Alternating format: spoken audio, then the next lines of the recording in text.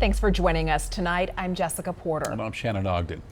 Well, Monday is moving day for people living in an encampment across from the governor's mansion. The city says it's cleaning it up and closing it down Tuesday because of, quote, deteriorating conditions. Long-term hotel rooms are available for around 70 people. But as Denver 7's Claire Lavazorio is learning, not everyone in the encampment will get a room. 70 people ain't nothing. And it's going to be a really bad winter. Fighting back tears, Cecilia Montiel says she has just 48 hours to figure out the next place to pitch her tent. That's the reality for not only her, but many of the unhoused who have spent months at this encampment across from the Colorado governor's mansion near East 8th Avenue and Logan Street. Despite the city's offer to house a majority of the people living in these tents and makeshift shelters, she says she was put on a waiting list and wasn't offered the long-term hotel opportunity. What's your plan come Monday? I might just still be here until they use the tow truck to come and get me. As badly as some want a roof over their heads, Alex West, who's been on the streets for 20 years, says not everyone is going to take the city up on its offer. You know, some people have been on the run for 10, 20, plus years.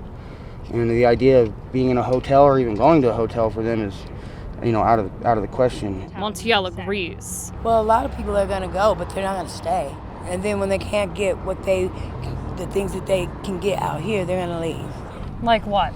Anything that their heart desires. So like drugs? Drugs.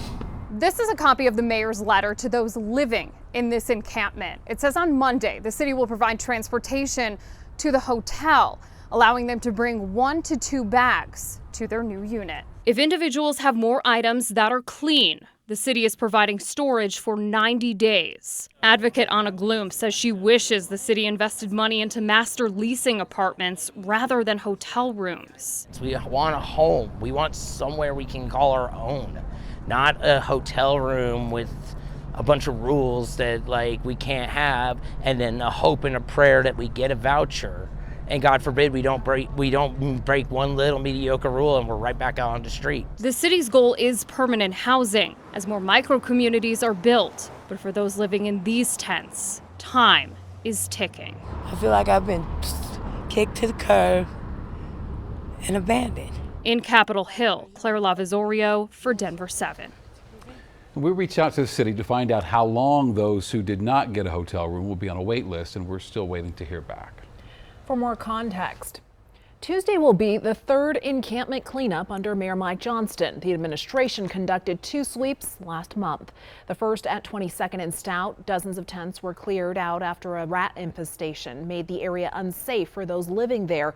That was according to the mayor. At the time of that sweep, there were no housing units in place for people displaced. People we talked to told us they didn't know where they were going to go.